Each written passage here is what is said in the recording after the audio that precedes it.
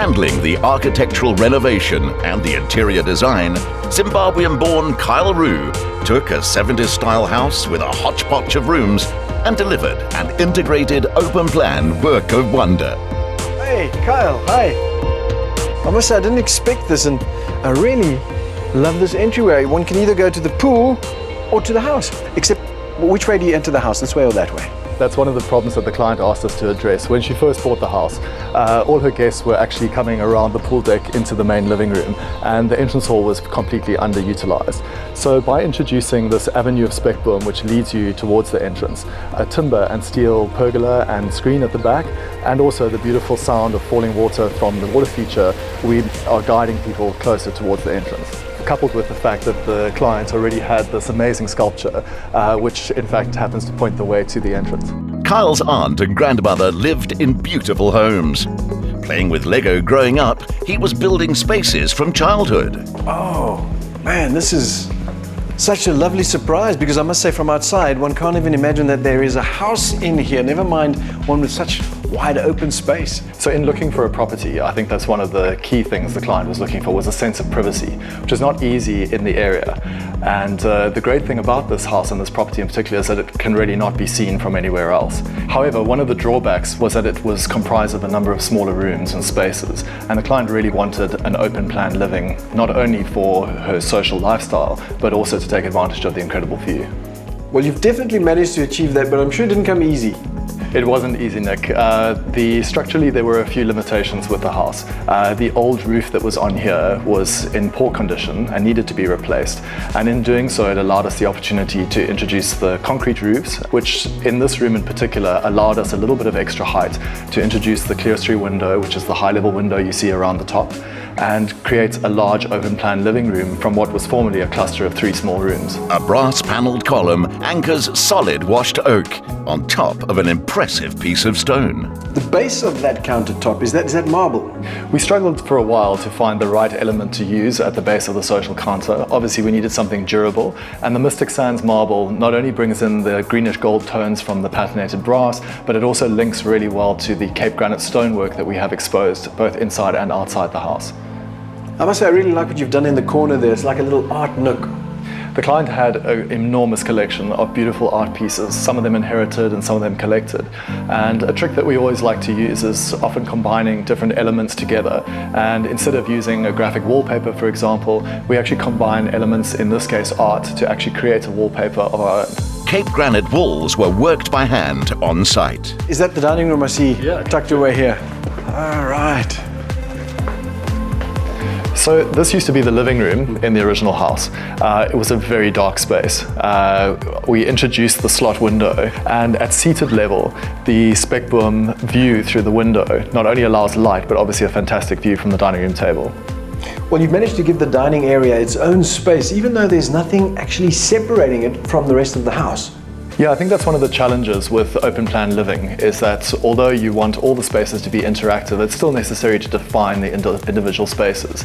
In this case, the client wanted the 3-sided fireplace, which we introduced with the stone cladding as part of the definition between the living room and the dining room. And then, Kyle, I've got to say that is the most unusual lighting I've ever seen in a dining room. Well, this was another challenge. We wanted something that was a chandelier and would provide light for the dining room table. We didn't have excessive ceiling heights due to limitations. And so I came up with the idea that we would reproduce the Sagittarius constellation on the ceiling of the dining room. And it's a great talking point for the client, being her star sign when she's entertaining. Moving from a more classic home, the lady of the house was concerned about how this new modern structure, with its textures and fabrics, would coexist with her more vintage pieces. When it comes to decor, it looks like you've merged a lot of older traditional elements with more contemporary ones. Yes, Roullet has a rich family history dating back generations, and many heirlooms and vintage and antique pieces that she's inherited. The vase that you see on the sofa table is a vase by Fani Earlof. The original antelope vase, a much larger bronze version, actually stands outside the Union buildings. And he created a couple of those in ceramic to gift to his family and friends. What about that sculpture in the kitchen? Also a Barney Eloff statue in bronze, about 1936. And we placed it there specifically that it were reflected in the bathroom mirror. So whilst washing your hands, you can see the back view of the statue. In a double story, it's unusual to have the living areas and main bedroom on the same floor, but it suits the client's lifestyle, so space had to be made with some smart moves. Oh, great. Okay, nice work. This was a much smaller master bedroom when we started with the renovation. We took what was the dressing room, where we're standing here now, pushed it into the former bathroom, and a lounge that used to be at the back of the house. We used a portion of that to create a new spa-like master bathroom, boasting a fireplace, which is a remnant of the old lounge, and also a spa bath, steam shower, and more importantly, a private courtyard outside, which lends a beautiful view to the bathroom. Well, Kyle, I'm willing to bet behind those curtains is an incredible view. One of the great advantages of being all on one level here is that the main bedroom connects with the outdoor space. Look at that. Perfection. Well, Kyle, listen, you've done a phenomenal job inside, but I must say outside is just as impressive. On one of my early visits with Roulette, I spotted a book on Frank Lloyd Wright, specifically Falling Waters, and we drew a lot of the inspiration for the architecture from his design style.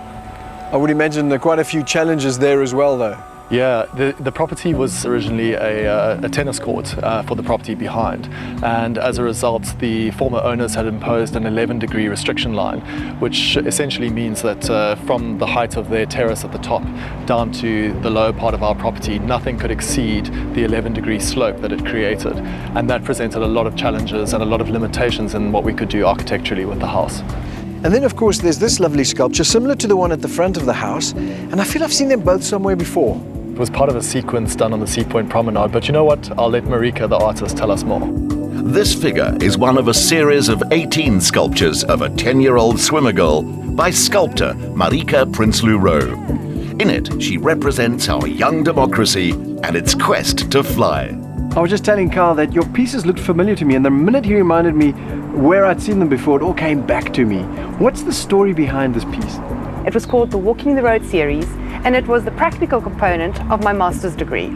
And I'm so pleased that she had the opportunity to be on this promenade telling her story. And in the story, she changes arms into dragonfly wings, and the dragonfly changes his wings into arms. And there's a transference that happens between the two of them.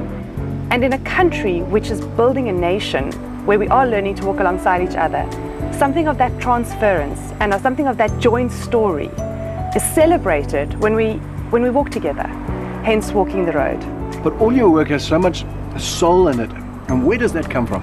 There's something in sculpture that happens with time, because sculpture takes an inordinate amount of time. And I think from the welding to the handful by handful of clay, and a new three-dimensional piece comes into being, time compresses into that piece. My life, my fingerprints, layers and layers and layers of them, to make this little face come into being. And I feel like you almost catch something of her humanness, and it activates the time that was put into this piece, and your time stands still for a moment as a viewer. And I love that you can stop time in our everyday hurried life by looking at a piece and saying, I recognize you, and feeling a piece say, I see you too. And that keeps inspiring me. Well, it's just fitting that your work should end up here. Two great artistic minds coming together, and I'm willing to bet you have a very happy client. I hope so. I'll drink to that. Cheers. What a world, and in just one home.